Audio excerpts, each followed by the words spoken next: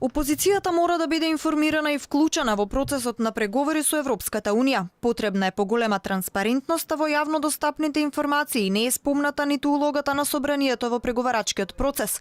Нема ниту објава на официјален документ во кој детално се објаснува структурата на преговорите, а јавноста ги нема видено ниту имињата и презимињата на лицата кои ќе бидат ангажирани во преговарачките групи. Ова се дел од критиките во извештајот на Институтот за демократија, Societas Civilis и Евротинг. На 82-та седница, која се одржа на 31.7.2018, владата заклучи дека треба да се извршат потребните консултации со сите релевантни министерства и институции и да го определат составот на сите останати работни групи за подготовка на преговори најдоцна до 29 октомври 2018 година.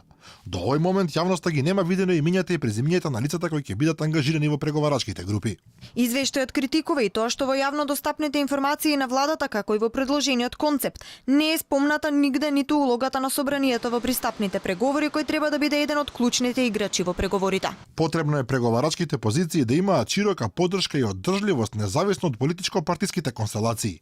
Тоа најдобро се обезбедува доколку собранието стои зад нив. Не е се ни опсегот на работа на експертите, ниту пак критериумите за нивен избор. Според извештајот и вклучувањето на граѓанскиот сектор е неиздржлив и избрзан. Предлагањето на модел за вклучување на граѓанските организации без соодветна подготовка и широка консултација со засегнатите страни го сметаме за избрзано и неодржливо.